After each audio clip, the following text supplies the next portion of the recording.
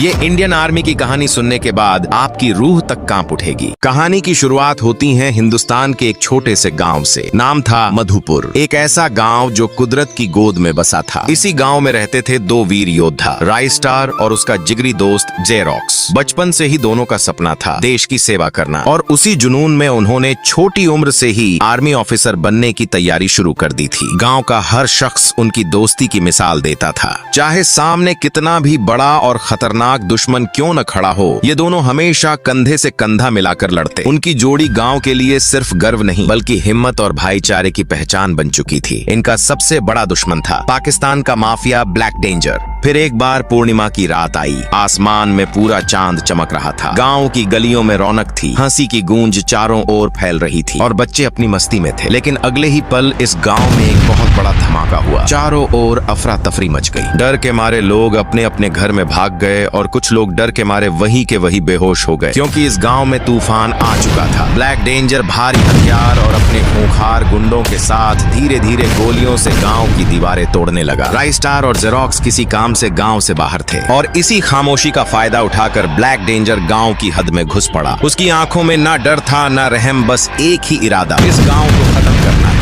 Black danger दीवार तोड़ के गांव में घुस गया। हर किसी के घर में घुस घुस के मौत के घाट उतार दिया। पूरे गांव में अफरा तफरी मच गई। लेकिन ब्लैक डेंजर ने एक एक करके आधे गांव को जिंदा लाश बना दिया। कुछ गांव वाले डर से नहीं बल्कि हिम्मत जुटाकर अंधेरे में बिना आवाज किए गांव से निकल पड़े। वे सीधे राइस्टार तक पहुंचे। राइस्टार ने जैसे ही सब सुना उसका दिल दहल गया। कदम लड़खड़ा गए और वो नीचे गिर पड़ा। राइस्टार तुरंत गांव में गया। चारों ओर सिर्फ लाशें ही लाशें पड़ी हुई थीं। राइस्टार ने अपनी गन उठाकर एक एक दुश्मन को मौत की नींद सुला दी। लेकिन ब्लैक डेंजर एक पेड़ के पीछे छुपा हुआ था। उसने अचानक से एक गोली चलाई और राइस्टार का सर धड़ से अलग कर दिया। अगले दिन जब जेरोक्स को इसके बारे में पता चला, उसके होश उड़ गए और वही गिर पड़ा और फूट फूट कर रोने लगा। जेरोक्स बोला, अगर ब्लैक डेंजर ने इस बार गांव में पैर रखा तो सिर्फ यहाँ से उसकी कटी हुई लाश बाहर जाएगी। फिर एक पूर्णिमा की रात आई। ब्लैक डेंजर गांव में घुस पड़ा। उसने बहुत सारे गांव के लोगों को मौत के घाट उतार दिया। लेकिन अचानक से सामने जेरोक्स आ गया। लेकिन जेरोक्स कुछ कर पाता उसके पहले ही उसे एक ही वार में बेहोश कर दिया। पूरे गांव में डर का माहौल छा गया। सब लोग अपनी जान की भीख मांगने लगे। लेकिन अचानक से सामने राइस्टार की आत्मा आ जाती है और सीधा जेरोक्स के शरीर में घुस जाती है। जैसे ही जेरोक्स खड़ा हुआ, वो आधा राइस्टार बन चुका था। ब्लैक डेंजर जैसे ही हमला करने सामने आता है, राइस्टार दूर पड़ी गन उठाता है और ब्लैक डेंजर का सर धड़ से अलग कर देता है। तो दोस्तों, आप लोग भी एक सच्चे हिंदुस्तानी हो तो इसी वक्त चैनल को सब्सक्राइब करो और कमेंट में अपने नाम के पीछे जय हिंद लिखना मत भूलना।